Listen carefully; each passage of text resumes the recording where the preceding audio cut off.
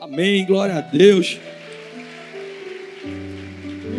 Eu sei que é difícil parar, né? Ficar na presença dele é maravilhoso, mas vamos sentar um pouquinho para a gente receber, continuar recebendo dele.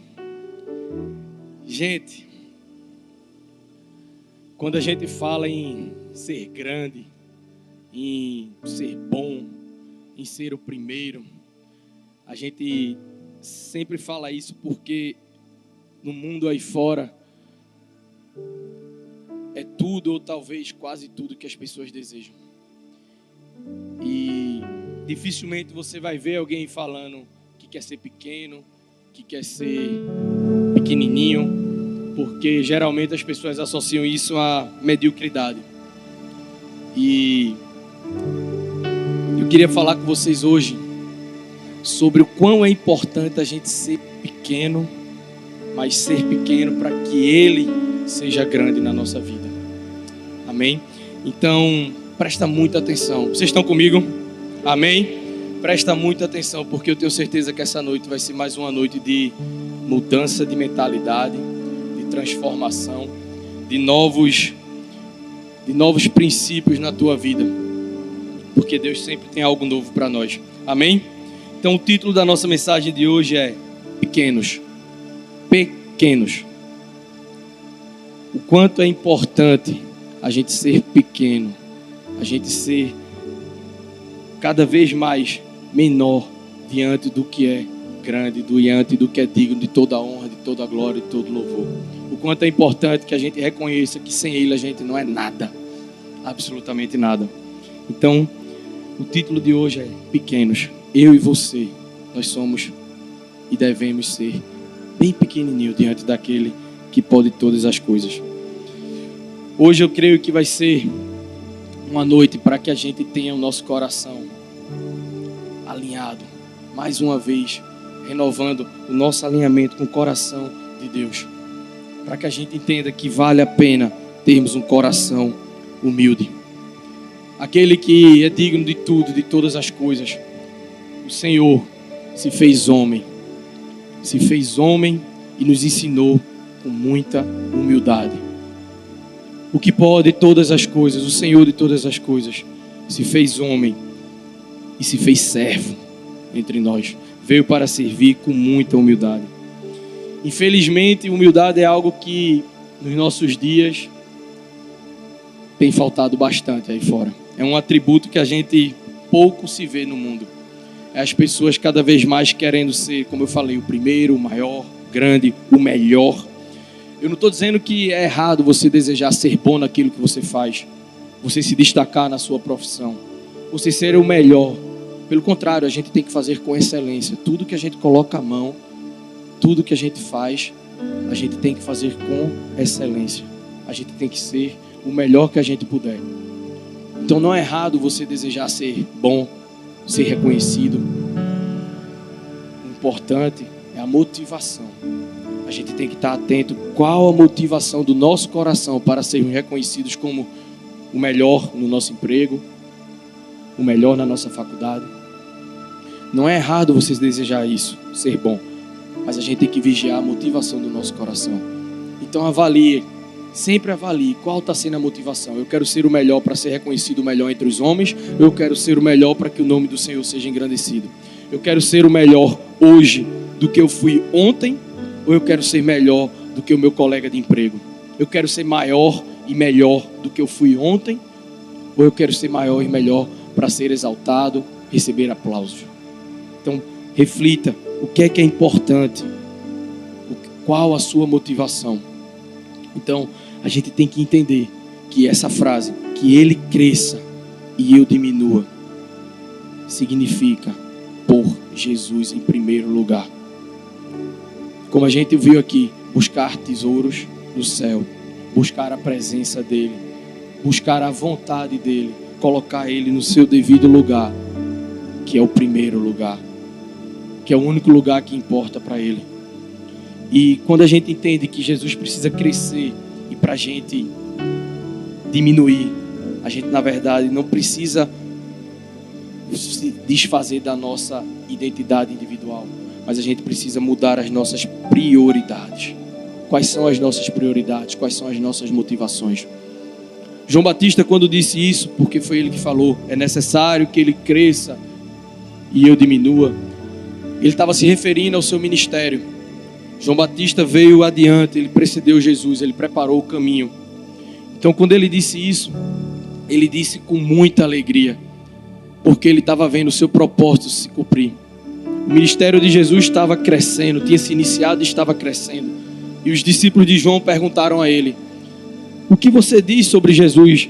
Você está vendo outros seguindo ele? Uns que seguiam você agora está seguindo ele. E ele disse: é necessário que eu diminua e que ele cresça. Porque quando ele falou isso, ele estava vendo o propósito da vida dele se cumprir. Então deixa eu te dizer uma coisa: se você quer viver para cumprir o seu propósito, você tem que diminuir. Para cumprir o seu propósito, você diminui e ele cresce. Por isso que a palavra diz: deleita-te no Senhor, descansa no Senhor, e ele satisfará os desejos do teu coração. Porque ele colocará os próprios desejos dele no teu coração. Ele é a prioridade, ele é o primeiro lugar. E para ele ocupar o primeiro lugar, ele tem que crescer e você diminuir. A sua vontade lá embaixo, para que ele cresça. Então, será que nós temos vivido para que o ministério de Jesus, a vontade de Jesus, seja feita na nossa e através da nossa vida? Ou a gente tem vivido para satisfazer as nossas vontades, correndo atrás daquilo que a gente deseja, daquilo que a gente sonha? Se a gente pensar que para alcançar satisfação, refrigério, a gente precisa estar nele, então a gente tem que parar de correr atrás daquilo que a gente mesmo deseja. Quantas vezes a gente, por mais rápido que seja, por mais fugaz ou num instante pequeno, a gente procura um pouquinho de glória, um pouquinho de fama, um pouquinho de aplauso. Que a gente esteja vigilante, para que nem esses pequenos momentos se realizem na nossa vida. Que a gente coloque sempre que ele é a nossa prioridade. Nada de errado em ser reconhecido, como eu falei, nada de errado em ser admirado, mas que em tudo Jesus receba a maior glória. Que quando alguém elogiar você, você não fique: não foi tão bom não. Não, foi bom, amém, glória a Deus, foi ele que fez. Porque você pode estar camuflando uma falsa humildade. Seja verdadeiro, diga: amém, foi bom, glória a Deus, foi ele que fez. Exercite isso, a estar sempre reconhecendo que sem ele você não é nada. João Batista foi famoso. João Batista teve diversos seguidores. Ele teve muitos seguidores. Mas quando chegou o momento de que Jesus iniciou o seu ministério, ele reconheceu que estava chegando o momento do ministério dele.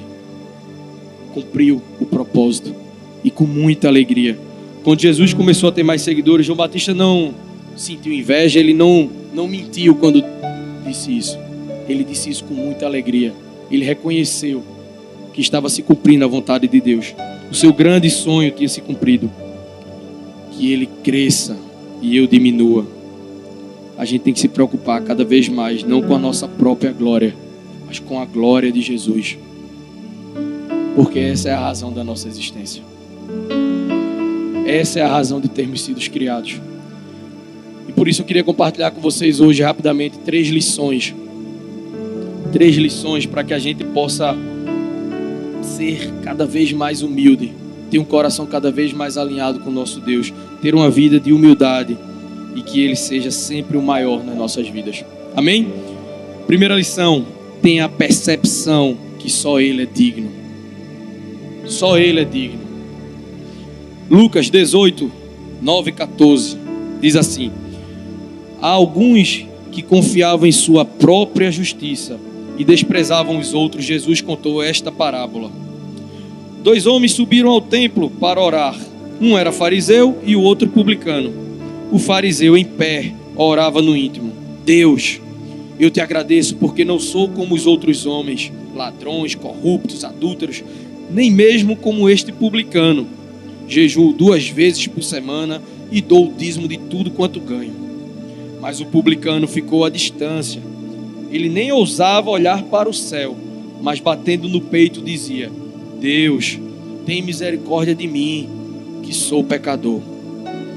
Eu lhes digo que este homem, e não o outro, foi para casa justificado diante de Deus, pois quem se exalta será humilhado, e quem se humilha será exaltado. Presta atenção, às vezes a gente escuta: os humilhados serão exaltados. Quem se humilha é que será exaltado. Não é você sendo humilhado, é você reconhecendo que você não é nada diante dele, que você é um pobre pecador,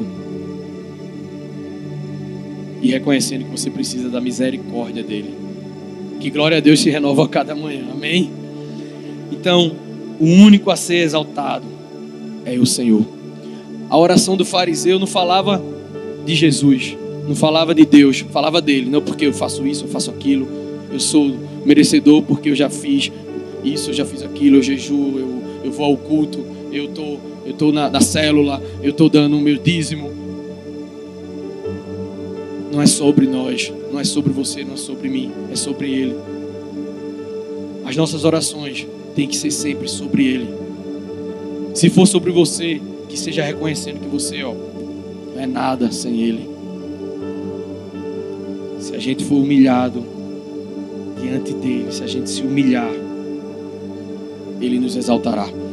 A nossa vida tem apontado para Jesus ou para nós mesmos? A nossa vida tem como objetivo a nossa glória ou a dele? Lembre, só Ele é digno. Só Ele é merecedor. Nós somos apenas indicadores para Cristo.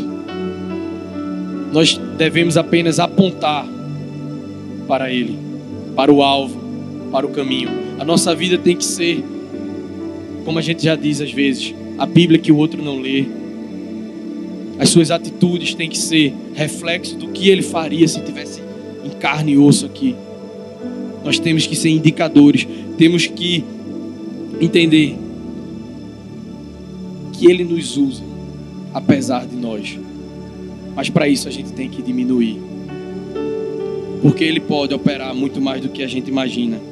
Tanto o querer quanto o realizar pertence a Ele. É como uma história do pintor. O pintor, ele usa o pincel, ele tem uma tela, ele tem as tintas.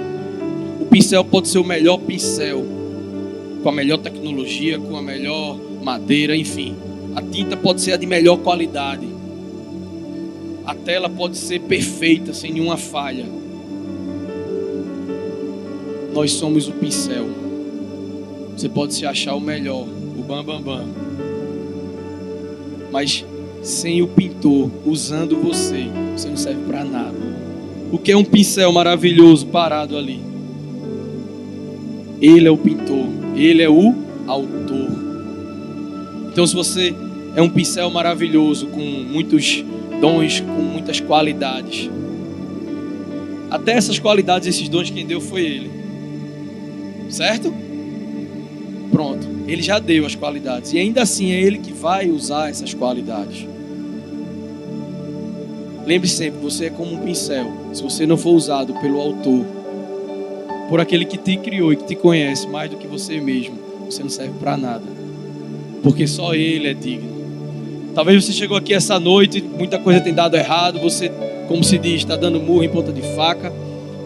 Entrega a tua vida na mão do autor, para que Ele faça a boa obra, para que Ele complete aquilo que Ele deseja completar, que se Ele já iniciou, Ele vai completar a tua vida. Amém? Glória a Deus. Celebra para Ele. Se não houver a unção do Espírito Santo, meu irmão, você não serve para nada. Seus dons, seu talento. Você pode ser o melhor cantor, o melhor escritor, o melhor mecânico, o melhor enfermeiro, o melhor advogado. Ele deu os dons, mas sem a unção do Espírito Santo para te dar sabedoria como usar os seus dons, você não serve para nada. É forte, mas é verdade. Deus não dá sua glória a ninguém. Infelizmente tem gente perdendo, deixando de usufruir mais de Deus porque se acha merecedor, se acha digno e deixa de receber mais do Senhor. Porque Deus, Ele não dá a sua glória a ninguém. A glória pertence somente a Ele. Ele não divide sua glória com ninguém. E como Jesus fechou essa parábola, porque todo aquele que se exalta será humilhado, mas o que se humilha será exaltado. Sabe quem foi assim lá nos primórdios e é a causa de a gente viver tanta coisa ruim? Que quis ser exaltado, quis ser parecido com Deus. Ele não quis nem ser maior, quis ser parecido. Quis a glória, quis dividir a glória com Deus. Satanás. E por ele desejar isso, por desejar, por ser vaidoso, orgulhoso, prepotente, soberbo, foi expulso da presença. Tinha uma autoridade no céu. Era um anjo, um querubim. Mas quis ser mais. Deus não divide a glória dele com ninguém. Por isso que a rebeldia, a soberba, é algo tão ruim, porque é a raiz de todos os males, é a raiz do próprio mal, que é o nosso inimigo. Por isso que ele foi expulso da presença de Deus. Então a unção que Deus nos dá, a sabedoria, o direcionamento para usar o nosso propósito, nada mais é do que para glorificar Ele. Tudo é dele, por Ele e para Ele. Então Ele dá para Ele. Reconheça que Ele te deu algo, você usufrui, porque Ele é bom, que Ele é maravilhoso e Ele deixa você usufruir. Mas reconheça que volta para Ele. Até no seu momento de lazer, no seu momento de descontração, reconheça que aquele momento você pode estar exaltando e glorificando a Ele.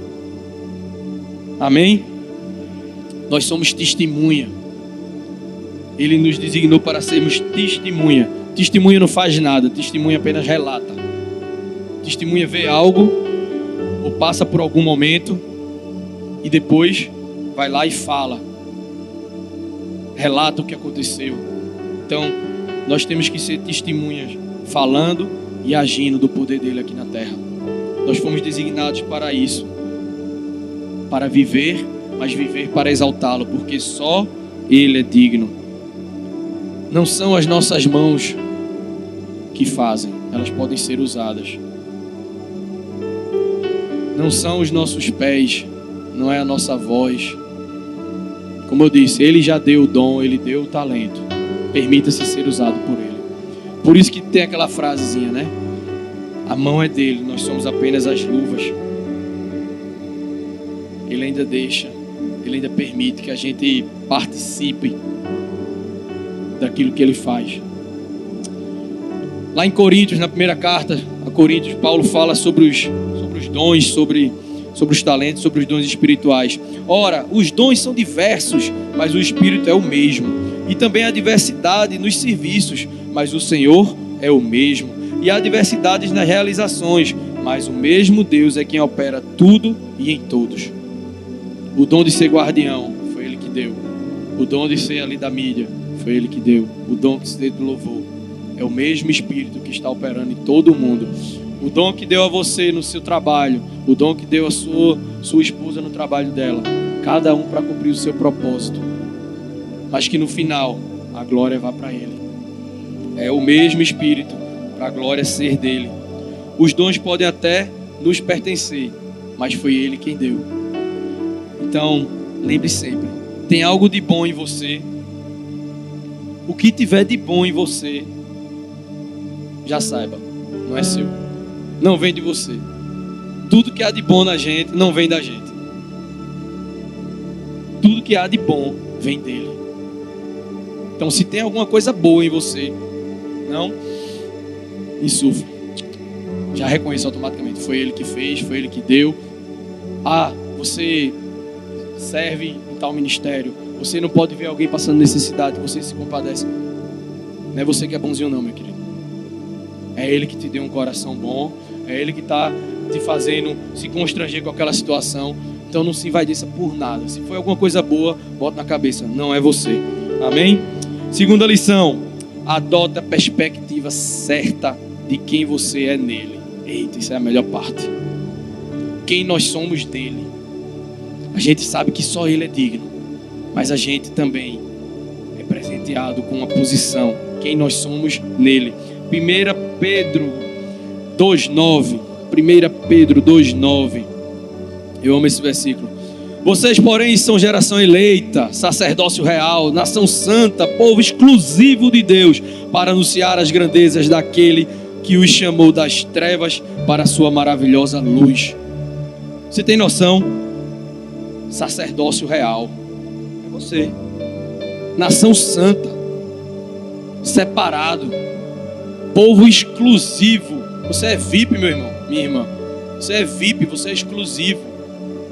Você não é qualquer um, não. Exclusivo, e não exclusivo do seu chefe, do seu patrão.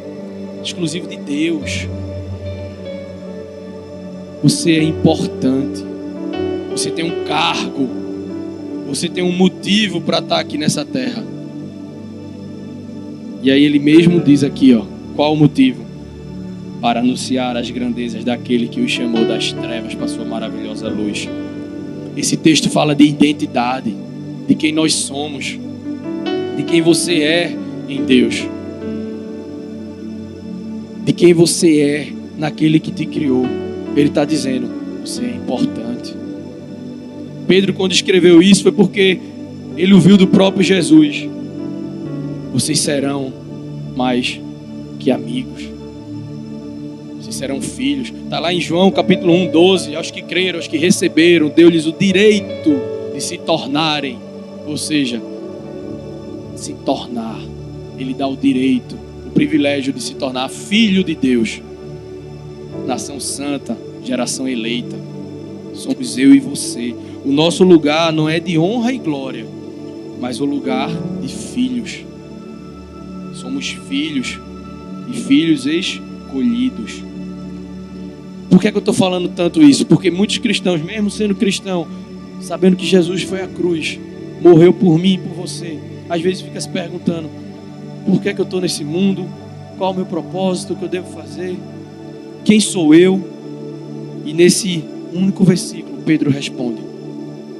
Presta atenção, medita nesse versículo. Ele está dizendo quem você é. Então pare de procurar quem você é nas pessoas, em outras pessoas. Saia dessa de querer a opinião das outras pessoas. Se não for bênção, meu irmão, tapa os ouvidos. Aqui diz realmente quem você é. Se você ainda não sabe qual é a sua missão, primeiro entenda quem você é. Para você poder cumprir o seu propósito e a sua missão, você primeiro entende quem você é. Amém? Talvez você esteja aí, mas como eu vou saber? Já falei. Isso é apenas um dos versículos. Mas no seu momento de leitura da palavra, no seu secreto, na sua busca diária, pode ter certeza que Ele vai confirmar, reafirmar e te dizer outras coisas para você cada vez. Porque a gente infelizmente precisa, confirma, Senhor, né? Quero mais. Ele é tão bondoso que Ele ainda assim, Ele vai confirmar, dizendo que você é filho querido, que você é filho amado. Busque diariamente a presença dEle, mas não busque no mundo. Porque o inimigo veio para matar, roubar e destruir, inclusive roubar a sua identidade. Porque quando ele rouba a sua identidade, ele rouba o seu propósito. Quando ele rouba aquilo que você é, você não vai cumprir aquilo que você foi chamado para cumprir. Então não busque lá fora, não busque no mundo saber quem você é. Busque na palavra de Deus. Busque nele, que ele vai dizer quem você é. Somos geração eleita. E ó, a confirmação disso, ó, João 15,16. Não foste vós que me escolhestes a mim, ao contrário, eu vos escolhi a vós outros. Nossa missão é anunciar as grandezas dele. Só ele é digno. Você tem um propósito. Saiba quem você é nele, para você poder cumprir a sua missão, que é anunciar a grandeza dele. E isso como é que a gente faz? Através da nossa vida, das nossas condutas, do nosso comportamento. como você tem representado, como você tem sido filho de Deus, como você representa o seu papai, como você representa aquele que te ama de maneira incondicional, como você representa aquele que escolheu você, como você tem agido. E eu quero perguntar, e essa pergunta é para mim e para você: será que a conduta corresponde ao nosso título? Temos um título, a gente já viu: sacerdote real. Sacerdote não é só o pastor, não. O pastor é pastor da igreja. E eu amo quando o pastor ainda diz que o pastor dessa igreja é Jesus. Mas nós temos uma posição como filhos de Deus. Como está a nossa conduta? Está correspondendo ao nosso título? Cristo está sendo revelado através das nossas atitudes. Porque lembra, a nossa missão é exaltá-lo, é glorificá-lo. Nossas palavras estão apontando para Ele. Vivemos uma vida transformada, restaurada, ou a gente tem perdido tempo procurando um lugar para ficar se lembrando de quando ainda estávamos nas trevas? Sempre pense: qual tem sido as minhas atitudes, quais têm sido os meus testemunhos, porque nós somos testemunha. Por isso que a gente fala: eu tenho um testemunho, eu vou dar um testemunho, porque todos nós somos testemunhas. Temos que prestar atenção em como a gente tem agido, como nós temos falado, como nós temos tratado o nosso cônjuge, os nossos filhos, os nossos funcionários, nosso patrão. Que nunca, jamais, ao invés de glorificá-lo, a gente o envergonhe. Lá vai um crente, esse povo crente. Que a gente glorifique o nome dele sempre. E a gente só vai conseguir fazer isso se a gente entender quem nós somos, quem é Deus em você e quem é você para Ele. Ele é digno, mas você tem um papel fundamental, porque Ele concede esse papel. Você só vai conseguir viver verdadeiramente uma vida de renúncia do seu eu quando você colocar somente o Senhor em primeiro lugar. Quando o Senhor e sua vontade ficar em evidência na sua vida.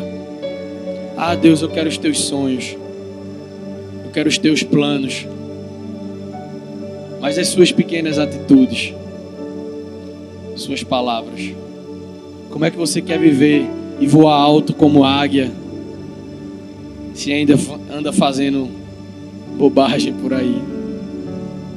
Por isso que a Bíblia nos compara com águias que voam e não com uma ave que fica só rastejando e fazendo besteirinha por aí. Para a gente viver o melhor dele, a gente também tem que se policiar para dar testemunho de quem ele é. Amém? Terceira lição: mantenha uma fé firmada nele. Só ele é digno, saiba quem você é nele e mantenha uma fé firmada nele. Mateus 17:20. Ele respondeu: porque a fé que vocês têm é pequena.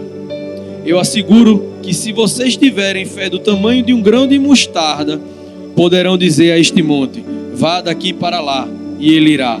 Nada será impossível para vocês. Gente, uma fé pequena ser comparada com um grão de mostarda. Certa vez, há muito tempo, eu fui atrás de ver que tamanho era um grão de mostarda, uma semente de mostarda. Vocês já tiveram essa curiosidade? É muito pequeno. Mas é muito pequeno mesmo. E a nossa fé ser menor do que isso.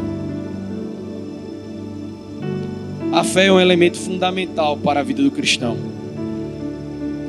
Tanto é que sem fé é impossível agradar a Deus.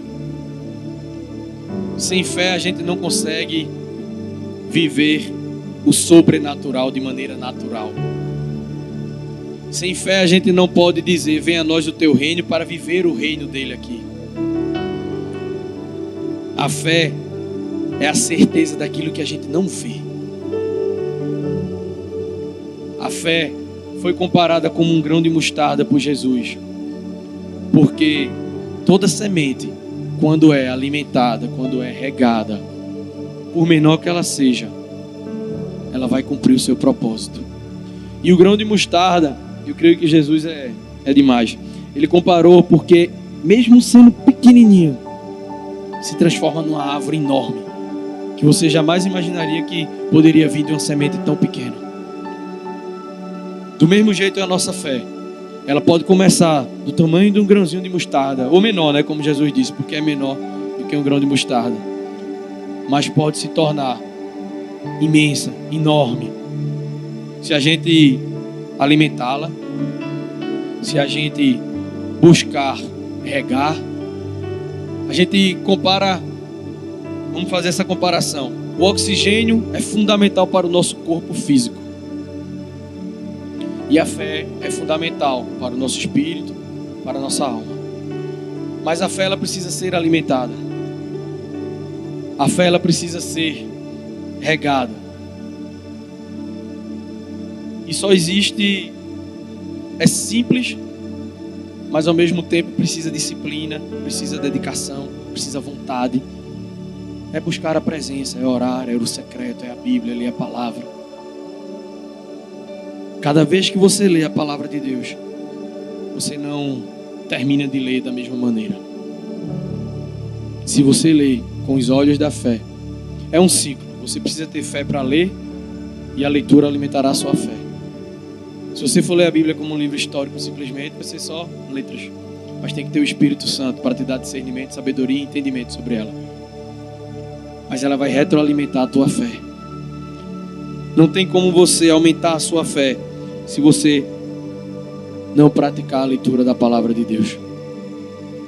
A fé, como eu falei, é fundamental para a vida do cristão. É a certeza absoluta de que Deus tem o controle de todas as coisas, de que Ele pode fazer mais do que você imagina, de que existem coisas que você ainda não vê, de que Ele age mesmo sem você estar vendo fisicamente. A fé é difícil de você definir, porque é bastante subjetiva. Mas entenda que se você não crer de todo o seu coração naquilo que o nosso Senhor separou para mim e para você na palavra dele, você deixará de viver os melhores dias da sua vida nessa terra. A fé é a certeza absoluta. Na fé não existe espaço para dúvida. A gente não pode acreditar mais ou menos. A gente não pode, acho que vai dar. A fé não é pensamento positivo de você ficar, vai dar certo, vai dar certo, vai dar certo. Não. A fé é você crer. Você declara crendo. Mas não pode ter brecha nenhuma para dúvida. A Bíblia ela é repleta de personagens em que demonstraram a sua fé. Vamos falar só de um deles, Noé. Sinceramente, Noé, você está lá e Deus manda você construir um barco. Mas Ele não manda construir um barquinho não, Ele manda construir uma arca gigante. Porque vai chover. Para você entender que Noé obedeceu, ele só obedeceu porque ele teve fé. Você não vai conseguir obedecer o direcionamento do Senhor se você não crê que aquilo é o melhor para a sua vida. Que todas as coisas cooperam para o bem daqueles que o amam. Se você não acreditar nisso, como é que você vai obedecer quando Ele mandar algo para você? Então você tem que ter fé. Por isso que a palavra é demais. Sem fé é impossível agradar a Deus. E sem fé é impossível viver o que Deus tem para você. Noé nunca tinha visto uma chuva como o dilúvio que estaria por vir. E ele passou anos construindo a arca, porque ele teve fé para cumprir o seu propósito e para obedecer a Deus. A fé, ela é tão importante quanto o ar que respiramos. Sem fé, a gente vai sucumbir. Sem fé, você não consegue nem acreditar que amanhã de manhã as misericórdias dele vão estar se renovando. Sem fé, o cristão não subsiste. Por isso que eu comparei com o oxigênio. Sem oxigênio, nosso corpo morre. Sem fé, a morte espiritual. Então, minha fé está abalada. Talvez você chegou hoje aqui, como a gente diz, né? Frio. Se afastou do caminho do Senhor, está frio. Ou está morno, que é pior ainda, né? Que a palavra diz, seja quente, frio, não seja morno. Pior ainda se você estiver morno. Mas deixa eu te dizer, deixa Deus acender tua fé, esquentar a tua fé novamente essa noite, para que você possa viver, amém, para que você possa viver os propósitos, os milagres dele. Como é que você vai presenciar, ser testemunha e enxergar um milagre? Você só enxerga um milagre se você tiver fé para crer que aquilo ali foi um milagre. Por isso que Jesus sempre falava, tua fé te curou.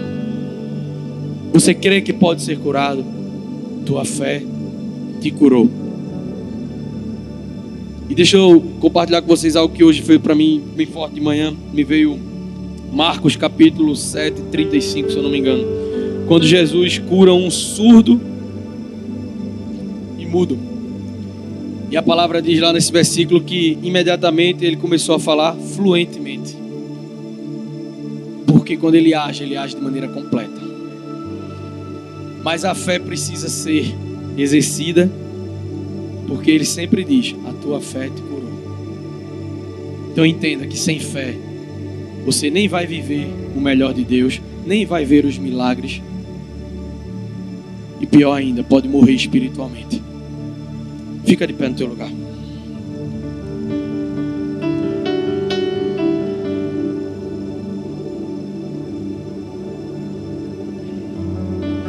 Certa vez um equilibrista muito famoso no seu país foi fazer uma apresentação muito, digamos assim, perigosa, muito ousada.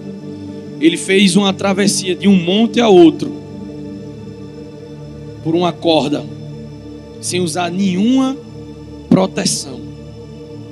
Aquele equilibrista atravessou de um monte ao outro, numa altura considerável, sem nenhuma proteção. E uma grande multidão se juntou nesse dia para presenciar, para ser testemunha dessa ousadia dele. E esse equilibrista atravessou aquele abismo, digamos assim. E quando chegou do outro lado, todo mundo celebrou. Você é demais, você é muito bom, faz de novo, você é demais, você faz de novo, para você ser mais reconhecido ainda. E aquele equilibrista fez, você acredita que eu posso fazer de novo? As pessoas, acreditamos. Então ele escolheu um daqueles que estava celebrando e motivando ele a fazer novamente. Chegou perto desse homem e fez, você acredita que eu posso ir de novo? Acredito, vai ser demais. Então ele chamou um dos seus assistentes, pediu que pegasse um carrinho de mão e fez, vamos eu e você vai sentado e eu vou te empurrando. Aí o camarada, não, eu acredito que você atravessa sozinho. Pegou? A mesma coisa é Deus. Você acredita em Deus? Você acredita que Ele pode maravilhas? Você acredita que Ele tem o domínio? Mas quando Ele diz, coloca a tua vida aqui na palma da minha mão, que eu vou te conduzir, eu vou te carregar, mas vai ter que ser da minha vontade, do meu jeito, como eu quero. Aí às vezes a gente, não, aí é demais para mim. É feito o jovem rico que olha para trás e dá para mim não. É nessa hora que o negue-se a si mesmo tem que ser colocado em prática. O evangelho é muito simples, gente. Não estou dizendo que é fácil, mas é simples. Quer seguir Jesus, quer viver o melhor dele aqui nessa terra, negue-se a si mesmo, porque não tem como você viver o melhor dele com as suas vontades. Não tem como você atravessar as dificuldades, os abismos, ele tomando conta, se você não entregar toda a sua vida a ele. Foi isso que o homem que acreditava naquele equilibrista, que nós que acreditamos em Deus precisamos fazer. Precisamos entregar todo o controle nas mãos dele. Então assim é que a gente precisa fazer. é que a gente precisa acreditar, é que a gente precisa ter a fé nele. Por isso eu quero te encorajar essa noite. Te encorajar a ter uma mudança. Lembra que eu falei no início? Hoje é uma noite de mudanças. Então, se você ainda não entregou sua vida completamente, se você ainda não entendeu que você, para viver o melhor, você precisa entregar sua vida na palma da mão dele, eu te encorajo hoje a viver uma vida crendo que Deus é tudo e que Ele pode tudo. Eu te encorajo a deixar que o Senhor tome conta de todas as coisas. Todas. Ele não quer só uma parte da sua vida, Ele quer a sua vida. Fecha teus olhos.